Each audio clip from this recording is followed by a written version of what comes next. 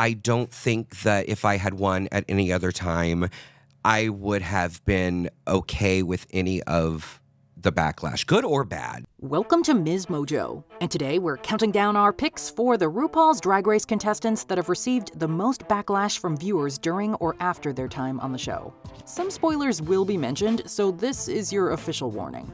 Being so applauded in an industry where you're so oversaturated with love that there's really only one way for that to go. Number 30, Daya. I'm sorry, Jasmine literally wrapped just fabric around her body with a belt. And I'm not body shaming, whatever. A queen being shady during her season is a surefire way for her to be remembered after it ends. However, it also raises her chances of being bashed online. During season 14, Daya was the target of that ire. Her brutally honest opinions on other contestants' personalities and placements in the challenges quickly cemented her as the villain of the cast. I don't think Georges deserved to be in the top. And when I see her getting all this praise, and then I'm just safe, it just feels like a little bit of a slap in the face.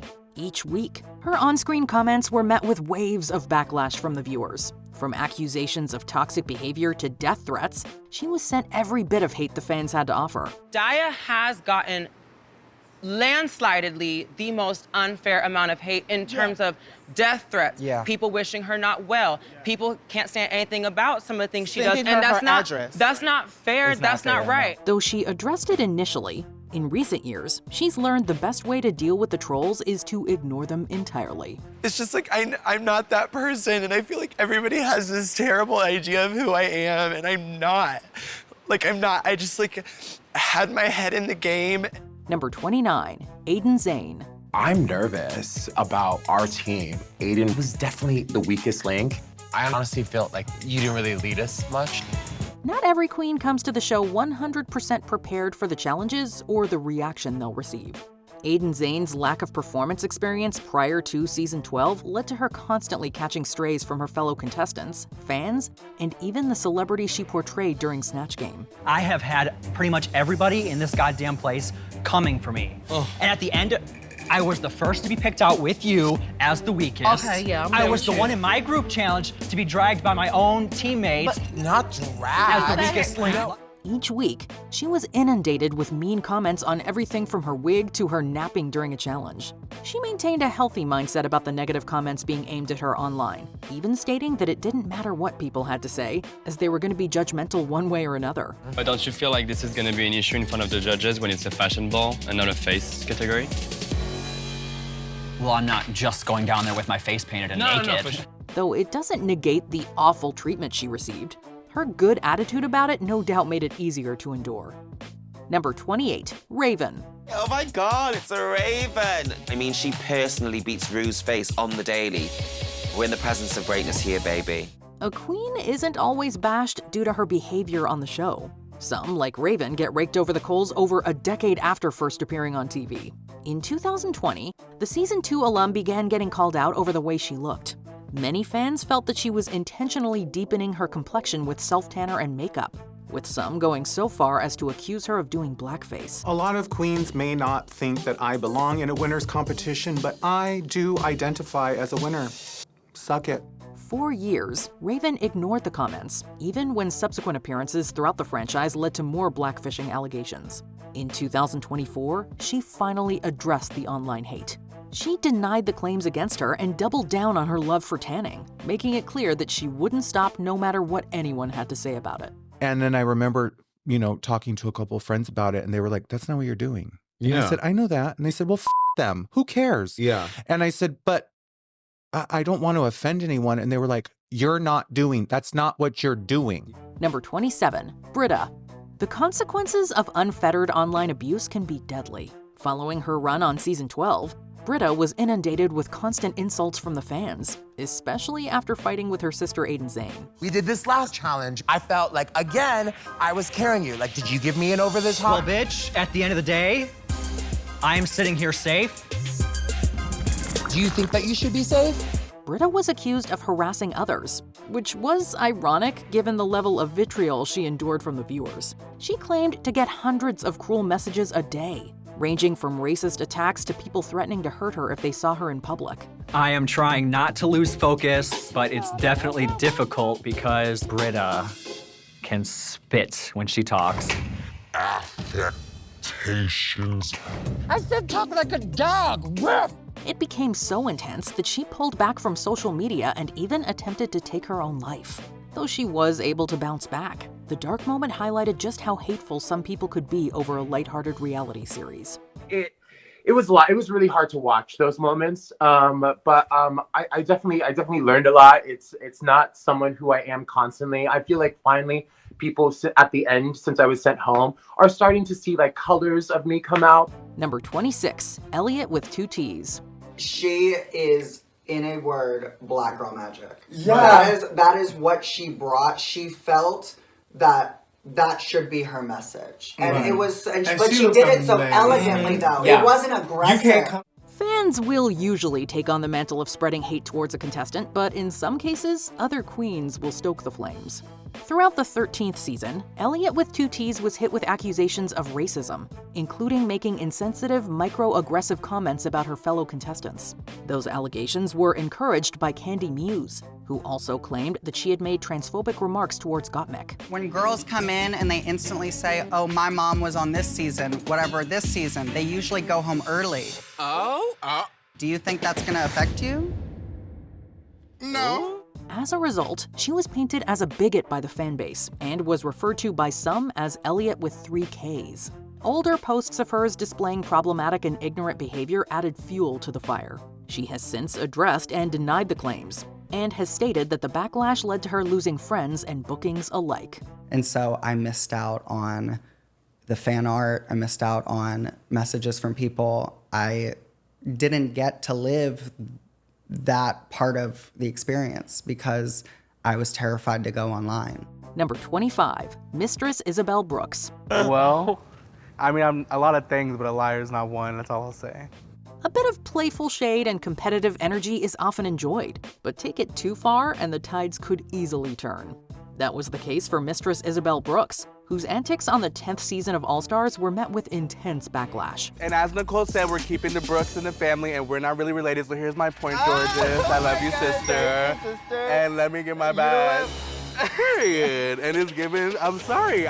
Fans were angry enough that she'd thrown other queens like Nicole Paige Brooks and Tina Burner under the bus in order to prevent them from gaining points. But their ire became even more intense after Mistress attempted to push Aja over the edge and into a fight. What's so funny? Go keep talking, I'm listening.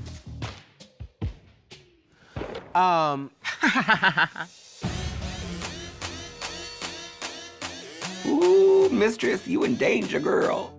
Despite all the critiques and insults being thrown her way, Mistress maintained she was just making good TV, and that she shouldn't be punished by the viewers for it.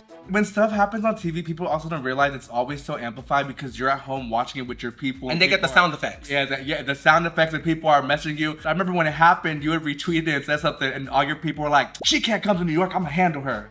Number 24, Q. Being a frontrunner doesn't automatically mean you'll be perceived well by the viewers. Although Q won 2 challenges and consistently slayed the runway portion of the competition, her bitter behavior when other queens succeeded led to her being branded as delusional. I mean, at the end of the day, like, you won and we didn't, and that's just how it is.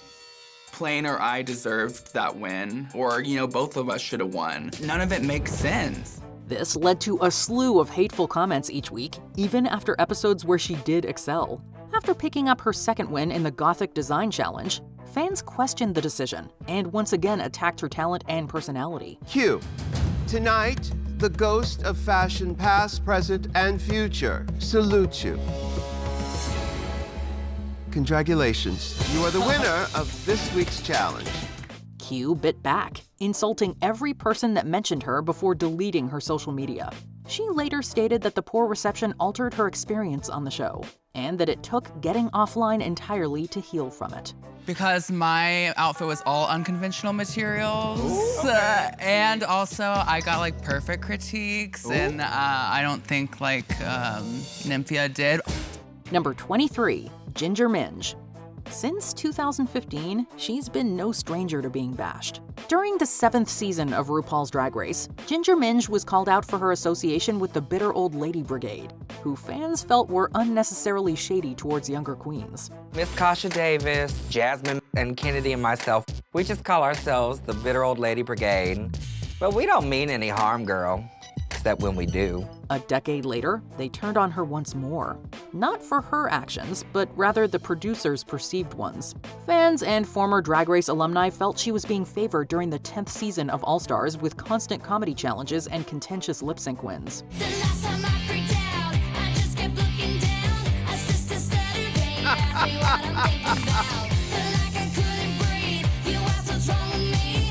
Their ire worsened when she won. Ginger has admitted to being impacted by the negativity. And while she said she ignores most of it, the experience likely marred what should have been one of the happiest moments of her life. Maybe things are geared in a certain way. That has nothing to do with me. Absolutely. As a contestant, because I get the same prompts as everybody else. And I've also been through so many seasons that I have seen things that may have been specifically geared towards somebody like myself swing and go to somebody else because they knock it out of the park. Number 22, Arrietty.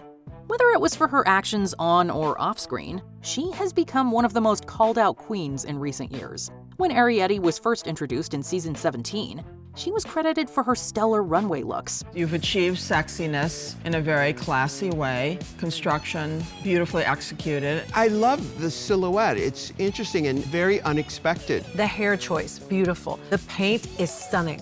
It was her behavior, however, that ended up cementing her current image. Her antics included writing a hurtful mirror message about Anya Nerve and stealing Jules Sparkle's jokes, and had several people branding her a villain. I'm not gonna make a fat joke about Mistress, because Mistress is already a fat joke.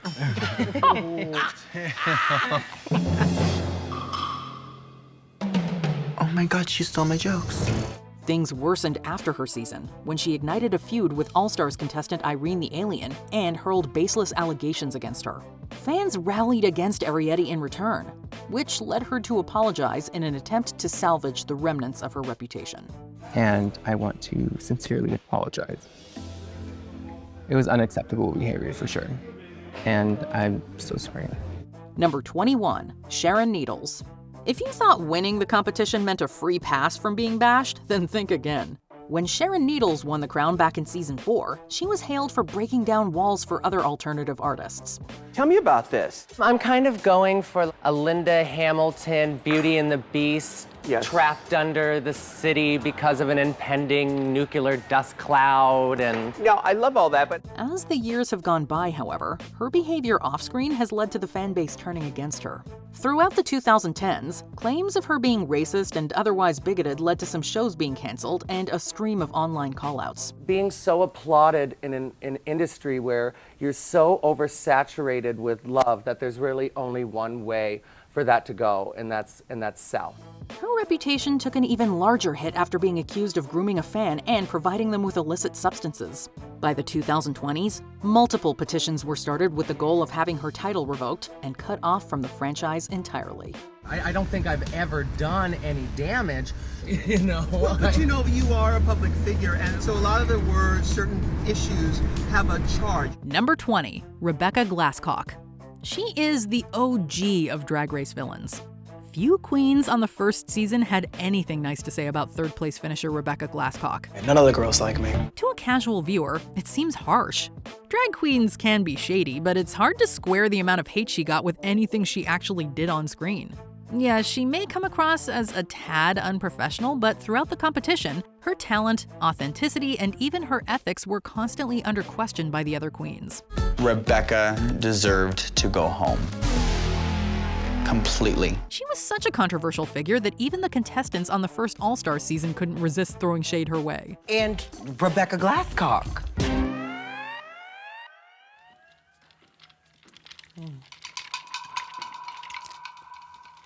Nah, next. But as the first true villain of the franchise, she is a trailblazer all her own. Number 19, Loosey LaDuca. Season 15's Loosey LaDuca is an anomaly. She's funny, beautiful, and seasoned. My name's Loosey LaDuca. I'm a construction worker by day and a drag queen at night. I go through a lot of duct tape. Her anthem, Let Loose, even became a meme. She's an all-around talented queen in every category that Drag Race challenges are meant to test, yet something always felt a little off. I think that I did extremely well in this challenge, and I think that I carried a lot of the scenes that I was in. Despite her prowess in the competition, she couldn't help but make it known when she was upset, and it started to grate on the competition's nerves. Were some of the things she said wildly off base? Sure. But is this not a show about drag queens? Many fans spent the season sending her hate when they should have been thanking her for serving up some of the season's best moments of unintentional comedy. Mistress is playing the game at this point. I know for me, I'm playing this game with my talents. Number 18, Derrick Barry. Queens who clash with the fan favorites seem to always end up getting a lot of hate. Derrick, I think you just missed the point, but it's not a big deal. Okay, well, I don't know if there was a point. It's just Bob talking. Bob the drag queen was not only a season 8 fave, she was a clear frontrunner for the win. This did not deter Derrick Barry. I will never cry over you at all. She continued trying to rattle her competition, consistently earning the ire of fans and the other contestants. If you're a hairstylist, why haven't you glued down your lace fronts? Her short but memorable stay on All Stars 5 probably didn't do much to endear her to skeptics. Though the criticism of her has dulled with time, Drag Race fans still have a good time with her somewhat shaky grip on LGBTQIA+ history. One thing is for certain when it comes to Derrick Barry. No one can come for her Britney impersonation. Oops, I did it again. Ah! Do you mean between me down there? She had diarrhea. Number 17, Raja O'Hara. You want cutting confessionals? Look no further than Raja O'Hara. I'm known for my kicks, my splits, my energy, but Raja is also it. During her run on season 11, Raja's critiques of queens like Evie Oddly, Plastique Tiara, and Scarlet Envy touched a nerve with viewers. Scarlet was just another one of those girls that just relies on being beautiful. She received a torrent of disgusting racist comments and death threats on social media. When she returned as an all-star, Raja got to showcase her new tricks and her new attitude, winning over the fan base. Let me tell you something. Raja is a bad bitch, okay? But season 11, Raja, she was just a bitch. Her redemption culminated with her being crowned the winner of Canada vs. the World.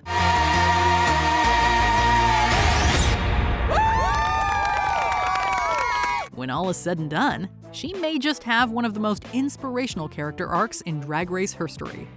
Number 16, Jasmine Masters. In season 7, Jasmine Masters found herself on one end of a racial and age-based divide between cast members. I noticed this black trim around her chin. I'm thinking, what the hell is that? Before her elimination in week 3, her criticisms of Pearl, Trixie Mattel, and Violet Chachki attracted some pretty cruel treatment on social media. I don't like shit about them young hoes. Even RuPaul tweeted out a message of support to her when it was all going on. You know the fans have gone too far when RuPaul herself has to step in. Unfortunately, her short run on All Stars didn't go well either. Never one to shy away from speaking her truth, Jasmine has consistently generated controversy for her opinions on just about everything. I am Jasmine Masters, and I have something to say. She has also earned a place as one of the show's funniest and most memeable queens. Number 15, Alexis Michelle. On season 9, Broadway queen Alexis Michelle was feeling herself. But it was a different story once the show aired. How do you like them egg rolls, Mr. Charles? She endured some really harsh treatment from season 9 favorite Valentina's voracious fans. However, it was also some of the questionable things she said that didn't play well with the fans or her fellow queens. Did nobody think to say to me, girl, what are you doing with that dress? Because I think I'm not going to win today because of this dress. Although she got farther on All Stars 8, she landed in hot water over her involvement with Heidi N Closet's sudden dramatic exit and was accused of being insincere. I know that when our lives have been the darkest, it's been this thing that we do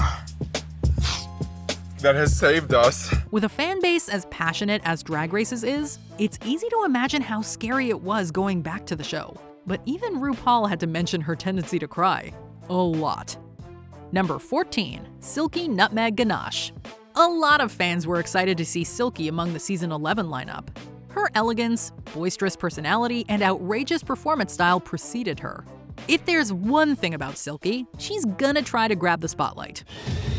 Wait a minute. This annoyed some of her competitors and harshed her reception with the fans. Well, girl, you're being a big bitch now then by bringing it up now after. Because you're putting words in my mouth. Silky's ongoing tension with Evie Oddly bubbled over a few times, but she cited her Snatch Game win as a low point because the fans were so angry that she won. Like her season 11 sister Raja O'Hara, she was able to show more of her talent and another side of her personality in subsequent seasons, including a lip-syncing marathon for the ages. Number 13, Kandy Muse. She may have made it to the finale, but this New York queen actually said she was relieved not to win the season 13 crown for fear of backlash. Kandy Muse almost single-handedly brought back old-school Drag Race with her fearlessness about calling things out. She said what she was thinking, and if someone stepped out of line, she was always ready to push play. Just don't call her arrogant. If I'm saying something arrogant in the moment, call it out. Being outspoken can be a double-edged sword, though. Fan response was mixed, but the ones who weren't feeling the Kandy Muse experience were really not feeling it. But never one to give in, she only proved the fans who loved her right by continuously slaying on All-Stars. Kandy is coming to give you a quality, bitch. Number 12, Kennedy Davenport. When she sent Miss Congeniality winner Katya home during the Roar lip sync, Kennedy Davenport earned the ire of many Drag Race fans. Kennedy Davenport. Shantae, you stay. Not even her iconic launch from the stage and landing in a split could save her from the haters. Kennedy has disclosed that she felt underappreciated by Drag Race fans, particularly after her original season. I don't know if the judges is catching it or not, but she wearing them same dry-ass blonde wigs. But even when she returned for All-Stars, she received blowback over the jury twist that fans believe robbed Shangela of a top 2 spot. Taken to task for her honest confessionals, Kennedy is just one of many African-American queens who have been upfront about fans' double standard for queens of color. My drag, right? Because basically that's what you're saying, and you talking like I'm not even here. Number 11, Serena Chacha. Serena had just graduated art school when she entered the competition, a fact that she was not afraid to remind the other girls of throughout her 2-episode run. I come from an art school environment, and I'm interested in fine art drag. Sadly, her age and her fine art education did not help her performance. And she was disliked by the others from the start for coming across as arrogant and annoying. She has been rubbing my last goddamn nerve. No, baby. And it just started. She came for other queens about their age and educational status, even going so far as to use derogatory terms to describe them. And she was the target of one of Detox's famous quotes. I'm sorry, at this point, the ghetto lexic and language is gone. Who you're calling ghetto? All of you guys. Ghetto? Who you calling ghetto? Girl, I don't even know you like that. Bitch, please. It turns out audiences at home had officially had it with Serena's behavior too, as it became a trend to bash her long after season 5 ended. I've had it officially. Number 10, Gia Gunn. Is Gia a fierce queen? Absolutely. Unfortunately, she was a little too fierce during her time on the show. Known in season 6 for her scathing reads and bitchy confessionals, Gia Gunn's shadiness would have made her the villain of the season if she hadn't been so iconic. However, on All-Stars 4, Gia shook up the workroom when she came for Pheromone over some drama that happened off the show, in a salty confrontation that appeared less like a tongue-in-cheek read and more like an attempt to sabotage Farrah's performance and get in her head. It seems opportunistic of you. Call it what you want, it is what it is. Either Opportunistic. Sure. Honey, I'm here for an opportunity just like you are. Unfortunately for Gia, the other queens were not having it, calling out Gia for her bad attitude and eventually sending her home. But I'm sorry to say, Gia. I'm sorry, girl. Love you. Number 9, Laganja Estranja. There was a through line to this season 6 queen's time on the show.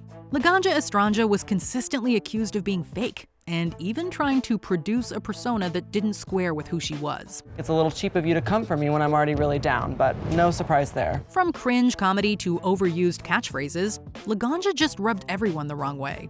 Even Judge Michelle Visage couldn't be bothered to hide her annoyance with the queen. Oh my God. I'm shocked. So am I. Oh. pusher, please, for me. You know it's bad when even a judge can't wait for you to go. Over the years, she's more than earned her redemption from the fans, and has even made a triumphant return to the main stage as a lip-sync assassin. Number 8, Darienne Lake. Why don't you start, because we have some of the notes here. Okay. We're definitely thinking sort of that, I know, I'll let you start. Why don't you start? Darienne Lake's fierce and funny nature meant she could read any queen to filth. It was just unfortunate that this talent was showcased way more often than necessary. I won a challenge. You won a challenge. I won the first challenge, too. Oh, you did? Oh. I did. I wasn't there. Yeah, it doesn't count. She came across as a bit of a villain on season 6, and audiences noticed she could be pretty catty, particularly towards Miss Congeniality Ben de la Creme. When I think 90s rap girl, my first thought isn't to go to Daya. I was not actually trying to be shady, and I came off that way maybe because my feelings were hurt. Suck it up, Buttercup. Audiences were not too thrilled when Daya was eventually sent home by Darienne in a nail-biting lip sync for your life. A lot of viewers were left yelling at their TV screens when they disagreed with Ru's choice. But we must admit, it did make for a dramatic ending to this entertaining feud. Darienne Lake. Shantae, you stay.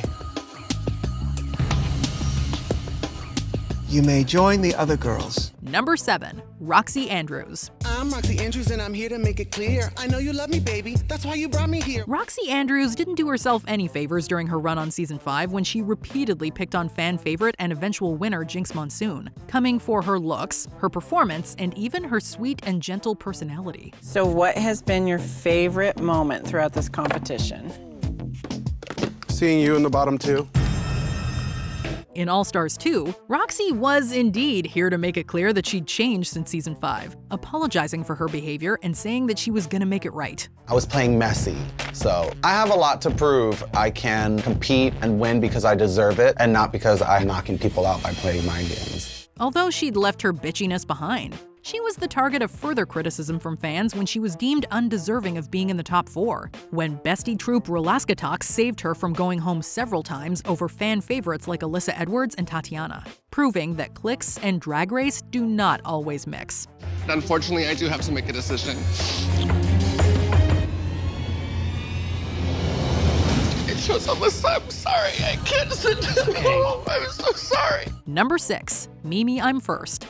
With a name like Mimi Imfurst, it was no surprise that this queen came across as pretty obnoxious when she first appeared on season 3. So who's the bitch here? That's what I need to know right away. You know what? I think we're gonna point you. Oh no, girl. Girl, no.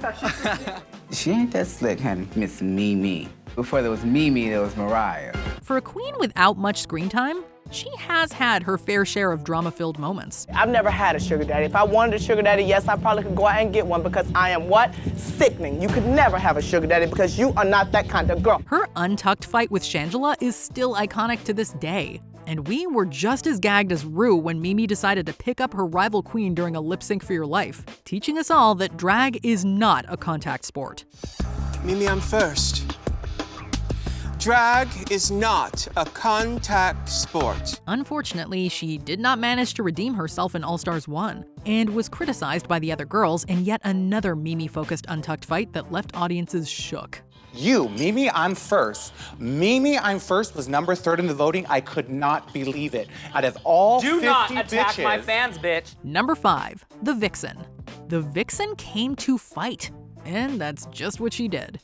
I'm just here to fight. While the Vixen had an incredibly important point to make about how the Drag Race fandom have treated queens of color, her message was often overshadowed by petty drama that unfortunately took over her storyline, which peaked when she walked out of the season 10 reunion episode. Okay, so I came here to thank my fans for the love and support that they gave me, for all the wonderful people who relate to me, understand me, and appreciate me. And now that I've done that, y'all can have a good night. Wait, Vixen, can I say something? Wait. The Vixen has also fought with many queens since her appearance, meaning her contentious reputation has not been dropped just yet.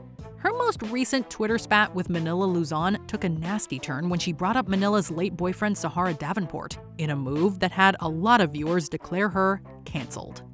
Number 4, Eureka. Ow! Come on, give it up for the big girl. Being loud and lively may be part of the Eureka brand, but there's a fine line between bubbly and brash. I have nothing against you, but I have a long history with eating disorders. You don't know There are now other by looking at types me, of eating but so many disorders times besides in not my eating. life.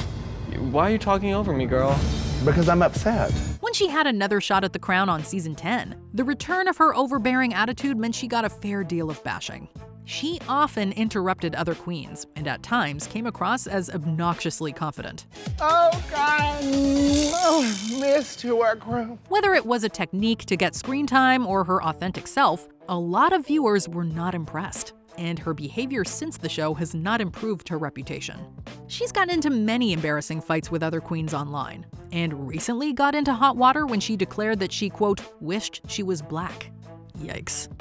Number 3, Fifi O'Hara. Fifi O'Hara was definitely the villain of season 4.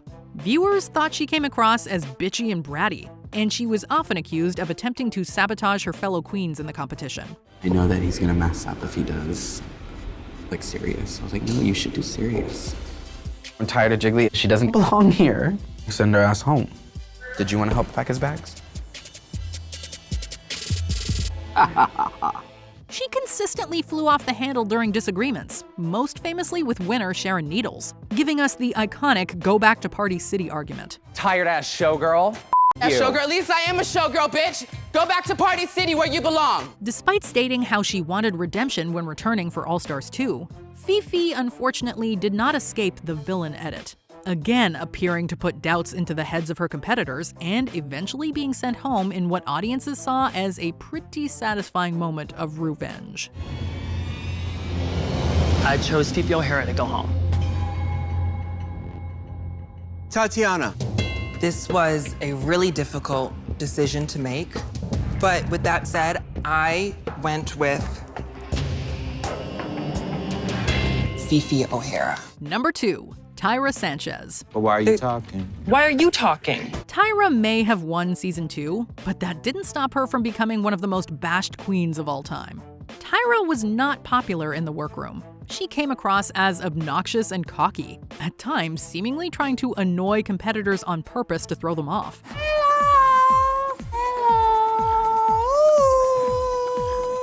Resulting in the infamous Tyra is a complete bitch moment. I don't think that you're seeing that Tyra is a complete bitch.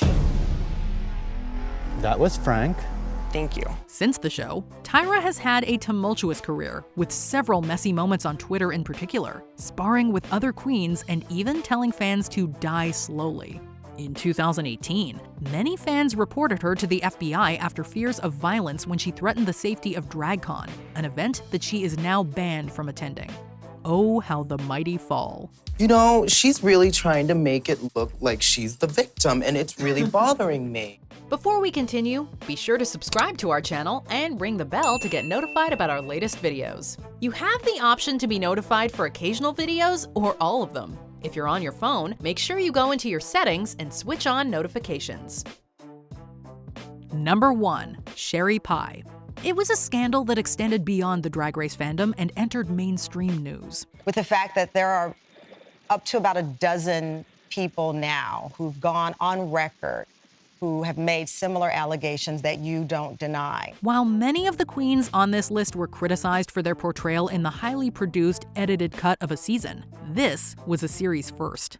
We don't know what this season 12 queen really would have been like on screen because she was all but scrubbed from the final edit. Oh! Sherry is a big, loud Broadway dame. As a result of several instances of sexual misconduct, Sherry Pie, whose real name is Joey Guglielmelli, was disqualified from the competition prior to the airing of the second episode. The contestants' behavior shocked and appalled fans and fellow contestants alike, and left a cloud over a cast of queens who deserved better. Which queens do you wish were treated better by the fans? Let us know in the comments.